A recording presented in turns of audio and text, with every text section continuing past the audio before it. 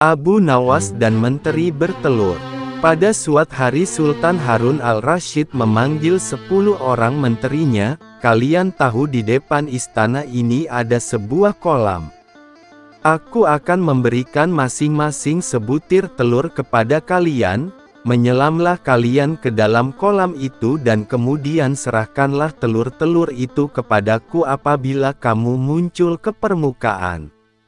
Aku ingin tahu kepandaian Abu Nawas." Kemudian Sultan menyuruh memanggil Abu Nawas ke istananya.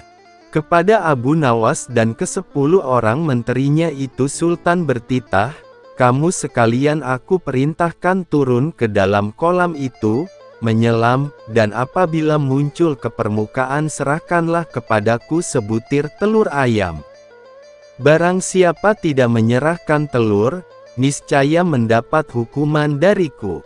"Mencari telur di dalam air," pikir Abu Nawas, sambil memandang kepada menteri-menteri itu. Mereka tampak takzim dan siap melaksanakan perintah. "Adakah ayam betina di dalam kolam itu?"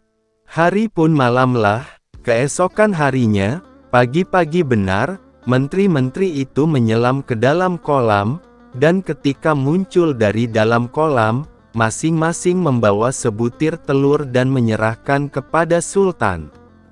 Abu Nawas tidak kunjung muncul di permukaan kolam, ia berenang ke sana kemari mencari telur. Dikoreknya dinding kolam, namun tak juga ditemukannya. Setelah capek mengitari dasar kolam, terpikir dalam benaknya bahwa ia dianiaya oleh Sultan. Maka ia pun berdoa kepada Tuhan mohon keselamatan. Keluarlah ia dari kolam dan naik ke darat. Di depan Sultan ia berkokok-kokok dan berjalan laksana seekor ayam jantan. "Hai, Abu Nawas, mana janjimu?" kata Sultan. "Semua orang ini masing-masing telah menyerahkan sebutir telur kepadaku, hanya kamu yang tidak. Oleh karena itu kamu akan aku beri hukuman." Sembah Abu Nawas, "Ya Tuanku Syah Alam, yang mempunyai telur adalah ayam betina, hamba ini ayam jantan, membawa anak ayam jantan, lagi pula berkokok, telur hanya dapat dihasilkan oleh ayam betina. Jika ayam betina tidak berjantan, bagaimana ia akan dapat telur?" Demi mendengar alasan Abu Nawas, Sultan pun tidak dapat berkata apa-apa karena memang sangat tepat. Sultan dan semua menterinya hanya bisa garuk-garuk kepala yang tidak gatal. Abu Nawas dan menteri yang zalim. Di negeri Baghdad dahulu kala ada seorang menteri yang dikenal sangat jahat perangainya, sehingga ditakuti warganya, lah tidak bisa melihat perempuan cantik, terutama istri orang, pasti diambilnya. Apabila membeli suatu barang, ia tidak pernah mau membayar. Ihwal itu lama-kelamaan sampai juga ke telinga Abu Nawas sehingga membuat hatinya panas. Maka Abu Nawas pun pasang niat tidak akan meninggalkan daerah itu sebelum sang menteri menghembuskan nafas terakhir alias mati. Kemudian Abu Nawas berangkat ke tempat menteri itu tinggal dan sengaja menyewa rumah yang berdekatan untuk melakukan investigasi. Setelah beberapa hari bergaul dengan penduduk di situ, ia pun kenal dengan sang menteri dan bahkan bersahabat baik. Begitu baiknya pendekatan yang dilakukan sampai-sampai menteri itu tidak bisa mencium rencana busuk Abu Nawas. Abu Nawas boleh masuk dan keluar rumah itu dengan bebas, sehingga ia tidak menaruh curiga sama sekali kepadanya. Di dalam rumah itu Abu Nawas melihat sebuah tiang gantungan yang digunakan untuk menggantung orang-orang yang bersalah kepada menteri itu. Cara menggantungnya pun dengan cara yang sadis, yaitu kaki di atas dan kepala di bawah. Dalam posisi demikian, orang itu dipukuli sampai mati. Dengan demikian memang betul berita-berita yang aku dengar tentang menteri ini, pikir Abu Nawas. Nantikanlah, Aku pasti akan membalas. Hai orang muda, kata Abu Nawas, kepada seorang pemuda tampan yang sedang menggiring seekor lembu gemuk. Apakah lembu itu akan dijual? Pertemuan itu terjadi ketika Abu Nawas berjalan-jalan di sebuah sudut desa itu. Lembu ini tidak dijual, jawab si pemuda, karena ini warisan bapak hamba. Lebih baik lembu itu dijual saja, Abu Nawas mencoba merayu.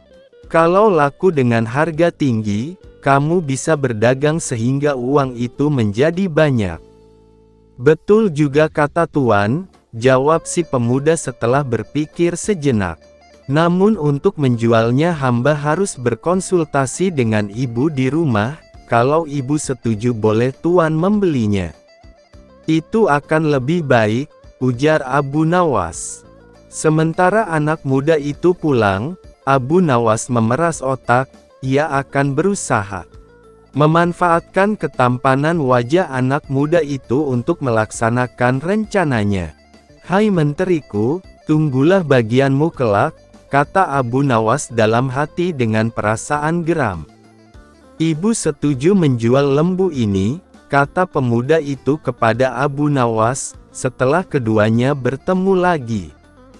Bagus, kata Abu Nawas, tetapi sebenarnya bukan aku yang akan membeli lembumu, melainkan menteri yang zalim itu. Oleh karena itu berikan harga yang pasti, sesudah itu kita membuat perjanjian dan kamu yang akan melaksanakannya. Setuju? Tanya Abu Nawas. Setuju, jawab si pemuda. Giringlah lembumu itu ke kebun, dan tunggulah aku di sana, kata Abu Nawas.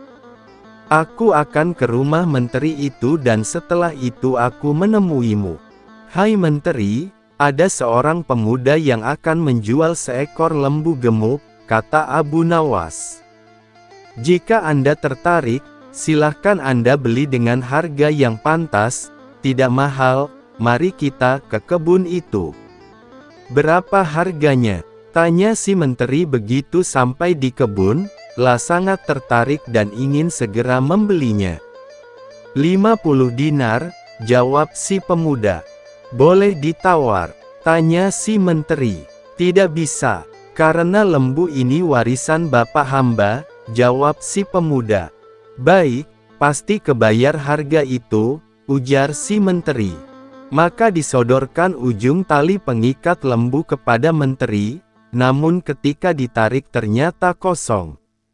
Rupanya diam-diam Abu Nawas telah melepas binatang itu, namun karena harga telah disepakati, pemuda itu meminta bayarannya. Mana lembunya? Tanya si menteri. Masa hanya talinya? Aku tidak sudi membayar. Keduanya pun berbantah-bantahan dengan sengitnya. Aku minta bayarannya, kata si pemuda. Kalau tidak mau bayar, kembalikan lembuku. Apa yang mesti ku bayar, dan apa yang harus ku kembalikan, kilah si menteri. Cuma tali yang kau berikan kepadaku, nih, ambillah, aku tidak butuh tali. Kerjamu memang cuma menipu dan menganiaya orang, kata si pemuda lagi. Kamu memang zalim, mau makan darah orang kecil. Si menteri tidak menggubris lagi perkataan itu, ia berjalan pulang ke rumahnya. Sementara si anak muda hatinya sangat sedih, lembu hilang, uang melayang. Barangkali memang itulah nasibku, apa boleh buat, keluhnya. Abu Nawas dan menteri yang zalim, bagian kedua sampai habis. Sudahkah kamu menerima pembayaran harga lembumu? Tanya Abu Nawas kepada anak muda pada malam harinya. Hamba diperdaya menteri itu, jawab si pemuda dengan wajah nelangsa. Lembu hilang, uang melayang. Coba ceritakan, kata Abu Nawas. Aku kira jual beli berjalan lancar sehingga aku cepat-cepat pergi karena ada urusan lain. Maka diceritakanlah kejadian itu dengan nada mendongkol. Sialan menteri itu, ujar si pemuda. "Oh begitu," kata Abu Nawas. "Jangan sedih, insya Allah aku akan membantu." Kemudian Abu Nawas minta si pemuda bersedia melaksanakan rencana yang telah disusunnya untuk membunuh si menteri zalim itu. Keesokan harinya jam 7 malam seorang perempuan cantik berhenti di depan rumah si menteri zalim. Ia tampak membuang sesuatu yang dicabut dari kakinya. "Hai Baginda, dari mana gerangan asalmu?" Tiba-tiba muncul suara dari sudut yang gelap. Suara itu ternyata milik menteri yang saat itu juga sedang berjalan-jalan di depan rumahnya. Hatinya amat girang begitu melihat wajah cantik yang tiba-tiba muncul di depan matanya. "Hamba orang desa, tadi ketika berjalan bersama suami, kaki hamba tertusuk duri. Hamba terpaksa berhenti untuk menarik duri dari kaki. Suami hamba tidak mau menunggu dan hamba ditinggal di sini. Hamba tidak tahu jalan pulang ke rumah," kata si perempuan itu dengan penuh iba, lalu ia pun menangis. "Jika Adinda mau, silahkan mampir ke rumah hamba sambil menunggu suami Baginda. Barangkali dia sekarang sedang mencari Adinda," kata si menteri. "Jangan takut. Hamba takut kepada istri dan pelayan-pelayan tuan," kata perempuan muda itu. "Kalau begitu, silahkan Baginda duduk di sini, Kanda akan menyuruh istri pergi ke rumah ibunya bersama pelayan-pelayan itu," kata si menteri. Maka sang menteri pun tergopoh-gopoh masuk ke rumahnya. "Hai Baginda," katanya, "sekarang ini sebaiknya Adinda pergi ke rumah ibu karena sudah lama rasanya Adinda tidak ke sana." "Jika demikian kehendak Kakanda, baiklah hamba ke sana," jawab istri si menteri. "Hai Adinda," kata si menteri kepada perempuan muda itu setelah rumah kosong. "Silahkan masuk ke rumah hamba, karena istri dan semua pelayan telah pergi." "Baiklah," katanya sambil mengikuti langkah si menteri. Di dalam rumah dilihatnya tali gantungan seperti yang diceritakan Abu Nawas. Menteri itu mendorong si perempuan muda ke kamar dan mengajak tidur, namun ia mencoba menolak sambil merajuk. "Sebelum kita tidur, cobalah Kakanda bergantung sebentar pada tali itu," rayunya. "Seumur hidup hamba belum pernah melihat orang bergantung di tali." Karena terdorong oleh nafsu syahwat yang menggelora, permintaan itu dituruti si menteri. "Tolong Baginda pegang tali gantungan ini kuat-kuat, jangan dilepaskan," katanya. Menteri itu kemudian memasukkan badannya ke dalam tali gantungan. Setelah itu si perempuan gadungan melepaskan tali yang dipegangnya sehingga badan si menteri menggantung dengan posisi kaki di atas dan kepala di bawah. Si perempuan pun mengeluarkan sebuah pentungan lalu memukul badan dan kepala si menteri zalim itu sambil berujar, "Hai menteri zalim, aku bukan perempuan, akulah pemilik lembu yang kau tipu. Sekarang terimalah pembalasanku. Aku minta harga lembuku, ayo bayar, bayar." Bak-bik-buk, darah segar mengalir dari mulut, hidung dan telinga menteri itu, sehingga ia tidak sadarkan diri. "Mampuslah kau," teriak si pemuda.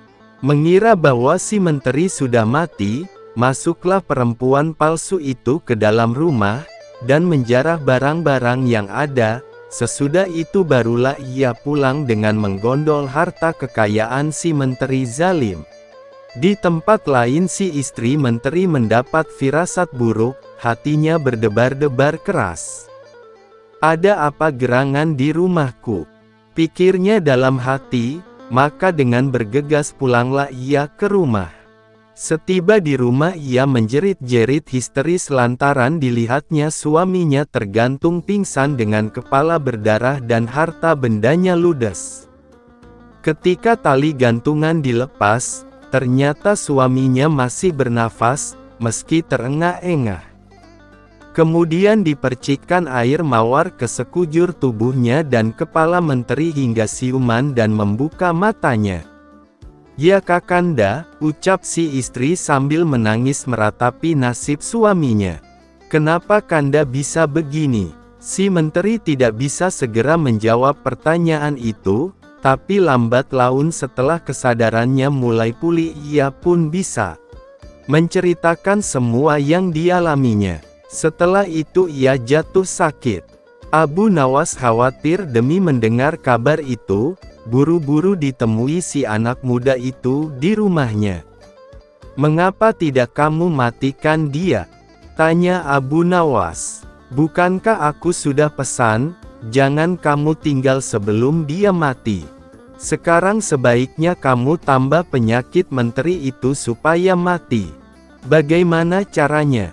tanya si pemuda. Ia tidak kalah khawatir dengan Abu Nawas. "Berpura-puralah menjadi dukun, karena saat ini menteri itu sedang mencari dukun," kata Abu Nawas. "Selanjutnya usahakan dengan caramu sendiri agar rumah itu kosong, dan setelah kosong pukulilah menteri itu sampai mati. Sebelum mati, jangan kamu tinggalkan dia." Esok harinya datanglah seorang kakek tua bertongkat ke rumah menteri itu. Ia memakai jubah panjang dan serban putih dengan langkah terbungkuk-bungkuk. "Tuan," tanya seorang pelayan menteri itu, "siapakah tuan ini?" "Aku ini dukun," jawabnya. "Kenapa kamu menyapa aku di tengah jalan seperti ini? Tidak sopan berbuat seperti itu kepada orang tua." "Maaf," kata si pelayan, "hamba pelayan menteri, beliau saat ini sedang sakit dan perlu dukun. Jika tuan suka, silahkan masuk ke rumahnya." "Ya tuan dukun, obatilah hamba ini," kata si menteri itu setelah dukun palsu itu duduk di samping pembaringannya. "Hamba sakit," lama-kelamaan suaranya hilang. "Moga-moga hamba bisa mengobati tuan," jawab si dukun. "Tapi bisakah pelayan-pelayan itu disuruh mencari daun kayu lengkap dengan akarnya?" "Daun itu memang sulit dicari tetapi banyak gunanya untuk penyembuhan tuan." Menteri itu kemudian menyuruh 3 orang pelayan untuk memenuhi permintaan dukun. Tak lama kemudian dukun itu berkata lagi, "Maaf, hamba lupa, ada lagi daun kayu yang lain yang hamba butuhkan. Tolong pelayan yang lain disuruh mencari." Maka menteri itu pun menyuruh pelayan lainnya sehingga rumah itu kosong karena anak dan istri menteri itu sebelumnya sudah pergi keluar rumah. Setelah yakin bahwa rumah itu kosong, diambil sebuah pentungan dan dipukulnya sekujur badan menteri itu sampai babak belur dan mengeluarkan darah dari hidung, telinga dan mulunya. "Hai menteri, aku bukan dukun, tapi pemilik lembu yang kamu tipu. Mana bayaranmu?" katanya. Menteri itu pingsan dan tidak bernafas lagi. Dikiranya si menteri sudah mati. Cepat-cepat dukun itu pergi, karena khawatir para pelayan itu segera kembali. "Puas hatiku karena menteri itu sudah mati," pikir si dukun palsu. Kira-kira 1 jam kemudian para pelayan itu kembali dengan tangan hampa diikuti oleh istri menteri. Mereka cemas melihat tuannya tergeletak dan dukun itu tidak ada lagi. Lalu istri menteri itu menyiram badan suaminya dengan air mawar yang diminumkan seteguk ke mulutnya. Tak lama kemudian menteri itu sadar namun belum bisa bicara. "Ya istriku, orang itu bukan dukun, tetapi yang punya lembu itu juga," kata si menteri setelah sadar. "Panggil orang-orang alim dan kabarkan kepada mereka bahwa aku sudah mati. Masukkan badanku ke dalam keranda bersama sekerat batang pisang yang dibungkus kain putih sebagaimana mayat layaknya. Tetapi yang dimasukkan ke liang lahat nanti adalah batang pisang tadi, sedang badanku tetap dalam keranda dan dibawa pulang kembali. Dengan demikian orang yang punya lembu itu tidak akan datang lagi kemari. Kapan-kapan bila aku sembuh akan kucari orang itu untuk membuat perhitungan terakhir. Semua pesan itu dikerjakan oleh istri menteri itu dengan baik. Tetap dasar Abu Nawas, ia berhasil mencium akal busuk itu. Maka ditemuinya si pemilik lembu. "Kenapa tidak kamu pukul sampai mati menteri itu?" bertanya Abu Nawas. "Orang itu sudah mati," kata si pemuda, "lah tidak bergerak dan tidak bernafas lagi, karena darah keluar dari hidung dan telinganya. Saat ini menteri itu masih hidup tapi pura-pura mati," kata Abu Nawas. Lalu diceritakannya rencana menteri tadi dan rencananya sendiri agar menteri itu benar-benar mati, sebab jika ia masih hidup juga aku tidak dapat menjamin nasibmu kelak. "Hai saudara, maukah Anda aku bayar untuk menaiki kuda yang cepat larinya?" kata Abu Nawas kepada seorang joki yang berbadan tinggi tegap. "Dekatilah kuburan menteri itu. Jika jenazah sudah sampai ke liang kubur, berteriaklah keras-keras, 'Akulah pemilik lembu,' kemudian paculah kudamu sekencang-kencangnya." "Setuju. Nah, ini uangnya, pergilah." Esok harinya iring-iringan jenazah menteri itu berangkat dari rumah lengkap dengan orang besar, orang alim, sanak keluarga, dan sahabat almarhum. Begitu sampai dekat liang lahat, terdengar teriakan, "Akulah pemilik lembu." Suasana di kuburan menjadi kacau, karena para pelayat kemudian berlarian ingin mengejar orang yang berteriak tadi. Namun apa daya, orang yang dikejar sudah kabur dengan kudanya, sementara keranda ditinggal tidak terurus. Pada saat itulah si pemuda pemilik lembu yang sebenarnya muncul. Rupanya ia ikut dalam barisan pelayat. "Hai menteri, akulah pemilik lembu yang kamu tipu, sekarang saatnya kamu harus membayar lunas utangmu. Tidak akan kubiarkan nyawamu tetap bersarang di badanmu." Lalu dipukulnya menteri itu sekuat tenaga hingga benar-benar mati. Setelah itu ia pulang ke rumah. Akan halnya joki tadi, akhirnya ia terkejar dan tertangkap kemudian dibawa ke kuburan menteri. Upacara pemakaman yang tadinya hanya pura-pura menjadi upacara sungguhan karena menteri yang diusung di dalam keranda itu benar-benar mati, badannya hancur dan tidak bernafas lagi tanpa diketahui siapa pelakunya. Hal itu mengagetkan seluruh pelayat. Setelah itu orang-orang pulang ke rumah masing-masing dengan hati masyghul dan heran. Sedangkan si joki dibawa oleh anak-anak menteri ke rumahnya. "Apa sebab kamu berteriak dan mengaku sebagai orang yang punya lembu?" tanya mereka. "Aku tidak tahu sebabnya, aku hanya diupah untuk berteriak seperti itu," jawab si joki. "Siapa yang mengupah kamu?" tanya anak-anak menteri. "Abu Nawas," jawab si joki. "Hai Abu Nawas," kata anak menteri setelah menemukan Abu Nawas, "kenapa kamu mengupah untuk berteriak seperti itu dan menganiaya bapakku?"